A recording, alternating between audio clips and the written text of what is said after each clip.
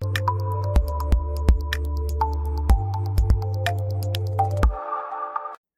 विद्यार्थियों, e learning में आप सभी का स्वागत है। मैं आलोक आपके समक्ष आपकी पुस्तक अंतराल के पहले पाठ अंडे के छिलके का सार प्रस्तुत करने जा रहा हूं। इस अंडे के छिलके में जो पात्र हैं, पहले उनका परिचय। इसमें श्याम, राधा, जमुना, बीना, गोपाल और माधव, ये कुछ चरित्र हैं। और इसकी शुरुआत तब होती है जब पर्दा उठता है, तो उसमें दिखाई देता है कि पर्दे के उठते ही घर में गैलरी वाला दरवाजा खुला दिखाई देता है और उसी गैलरी में श्याम सीटी बजाता हुआ निकलता है। वह बाहर बारिश से भीगता हुआ आता है, उसकी बरसाती से पानी निचुड़ रहा है। श्याम कमरे में प्रवेश करते ही अपनी भाभी बीना को आवाज देता है। बीना श्याम से कहती है, तुम्हें आवाज देने की क्या जरूरत है? किसी पराये घर में थोड़े ही आए हो। श्याम और बीना में बातचीत चलती है और बीना श्याम के लिए चाय बनाने के लिए कहती है, तो श्याम कहता है कि कुछ साथ में खाने के लिए भी ले आए। बीना श्याम से कहती है कि चलो मैं तुम्हें अंडे का हलवा खिला दूं, इसके लिए 4-6 अंडे बाजार से ले आओ। अंडे का नाम सुनते ही श्याम अपनी भौहें चढ़ा लेता है और कहता है, इस घर में अंडे का नाम लेना भी पाप है। और बीना इस शाम को बताती है कि उनके यहाँ तो रोज नाश्ते में अंडे खाए जाते हैं। बीना शाम से कहती है, तुम्हारे भाई साहब ये बिजली का स्टोव इसीलिए ही तो लाए हैं। श्याम बीना को कहता है, धीरे धीरे बोलो, यदि माँ को अंडों वाली बात का पता चल जाएगा तो पूरे घर का गंगा स्नान हो जाएगा। बीना कहती है कि तुम लोगों की यह बात मुझे बिल्कुल समझ नहीं आती। यदि कोई चीज खानी है तो फिर छुपाना क्या? श्याम अपनी भाभी से अंडे लाने के लिए पैसे मांगता है और कहता है कि मैं सिर्फ तुम्हारे रिस्क पर ले आता हूँ। दोनों के बीच इसी तरह कुछ देर बातचीत होती है और वह फिर अंडे लेने चला जाता है। बीना का पति गोपाल और श्याम दोनों ही अपनी माँ से डरते हैं। गोपाल अंडे के छिलकों को मोजों में छिपा कर रखता है, वैसे श्याम भी अपनी माँ से छिपकर अंडे खाता है। शाम के जाने के बाद बीना कमरे में के कपड़े संभालने लगती है, तभी उसे जुराबों में अंडे के छिलके मिलते हैं। वह जुराब को एक कोने में डाल देती है। बीना चाय का पानी लेने जाती है तो रास्ते का बंद दरवाजा देखकर किवाड़ थपथपाते हुए राधा जीजी को आवाज देती है। राधा अंगड़ाई लेते हुए ऐसे आती है जैसे वह अभी सोकर जागी हो। बीना पानी लेने अंदर चली जाती है। कुछ क्षणों के पश्चात राधा को अंदर से बीना के हंसने की आवाज सुनाई देती है। बीना एक हाथ से केतली और दूसरे हाथ से चंद्रकांता किताब लिए हुए हंसती हुई बाहर आती है। राधा झपट कर किताब उससे लेना चाहती है, पर बीना उसे किताब नहीं देती। बीना राधा से कहती है कि इसे छुपाकर पढ़ने वाली इसमें भला कौन सी बात है? राधा बीना को बताती है कि माँ जी से यह किताब छिपाकर पढ़नी पड़ती है। माँ जी देखेंगी तो सोचेंगी कि रामायण महाभारत को छोड़कर दिन भर ऐसे ही किस्सों में पढ़ाया करती है। राधा बताती है कि यह किताब उसकी नहीं है, यह तो उसे कौशल्या भाभी ने दी और कहा कि इसे जरूर पढ़ना।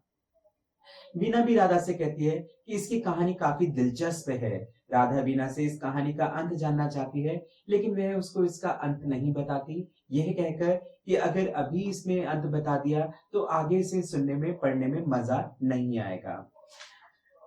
बीना केतली को स्टोव पर रख स्विच ऑन कर देती है, तभी बीना का पति गोपाल वहां पहुंचता है।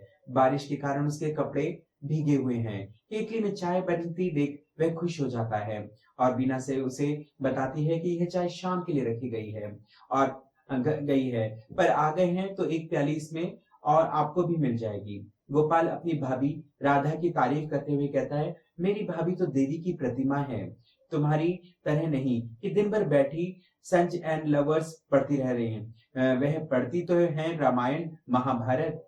गोपाल रवीना को राधा से कुछ ज्ञान लेने को कहता है। वह अपनी जेब से एक सिगरेट निकालकर पीने लगता है, लेकिन राधा ने अपने पति को गोपाल की सिगरेट पीने की बात कभी नहीं बताई।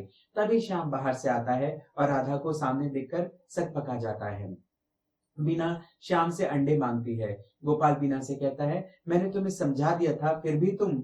बीना जवाब में कहती है, जब दीदी से सिगरेट का छिपाव नहीं है तो अंडे का छिपाव रखने से क्या आवश्यकता है? श्याम थोड़ी देर की हिचकिचाहट के बाद बीना को अंडे देता है। गोपाल श्याम को घर में अंडे खाने से मना करता है तो राधा गोपाल से कहती है कि उसे मालूम है कि वे रोज सुबह चाय नाश्ते में क्या खाता है। उसे इस बात का आमलेट बनाने की सुगंध से पता चला था। इसी बीच बीना एक कप में अंडे तोड़ने लगती है। केतली में पानी उबलने लगता है। बीना अंडे फेंटती है। गोपाल शाम को दरवाजा बंद करने के लिए कहता है। बीना अंडे का हलवा बना देती है और सबको परोसती है। राधा अंडे ना खाकर केवल चाय पीती है। तभी दूर से जमुना मांझी की आवाज आती है और राधा खबर देती है कि सामने से मांझी आ रही हैं। अंडे के छिलकों को और फ्राइंग पैन को छिपा दिया जाता है। तभी जमुना दरवाजे को धक्का देते हुए खोलती है और पूछती है कि दरवाजा क्यों बंद किया हुआ था। कोई कुछ जवाब नहीं दे पाता। जमुना उन सब से अपने कमरे की छत चुनने की शिकायत करती है। जमुना गोपाल से पूछती है तू वहां कौन कोने में क्या कर रहा है। गोपाल कहता है कि चाय बनाते समय बीना का हाथ जल गया, उसी के लिए मलहम ढूंढ रहा हूँ। जमुना बिजली के स्टोव पर चाय बनाने का विरोध करती हुई जैसे ही फ्राइंग पैन में से प्लेट उठाने लगती है, गोपाल बीच में ही उन्हें रोक देता है। जमुना गोपाल से पूछती है कि ये बात छोटी बहू तेरे लिए इसमें बनाती क्या है। राधा बीच में बात काटते हुए बोलती है वह शाम के लिए पुलिस्ता बना रही है। शाम को अपने तन बदन की होश तो रहती नहीं। क्रिकेट खेलने में कहीं थकने पर गेंद लग गई थी। कह रहा था ये चलने पर परेशानी हो रही थी। सारी रात पुलतेस बंद ही रहेगी तो ठीक हो जाएगा। तभी बातों ही बातों में गोपाल अपनी माँ को की बाह पकड़कर उन्हें कमरे से बाहर ले जाता है और उन दोनों के कमरे से बाहर जाते ही श्याम फ्राइंग पैन में लपक पड़ता है और अंडे का हलवा खाने लगता है। तभी गोपाल घबराया सा जल्दी जल्दी अंदर आता है और बताता है कि माधव भैया आ रहे हैं। और गोपाल बीना से छिलकों को अपने कोट की जेब में छिपाने के लिए कहता है। सहसा माधव गैलरी से अंदर आ जाता है और मुस्कुराते हुए कहता है कि क्या छिपाया जा रहा है। कोट की जेब में माधव बताता है कि वह अंडे और चंद्रकांता किताब के बारे में पहले से ही जानता है। और गोपाल कहता है कि भैया आप तो सब जानते हैं, पर मांझी को इस बारे में कुछ मत बताना। माधव उससे कहता है कि अब अंडे के छिलकों को छुपाकर फेंकने की जरूरत नहीं है।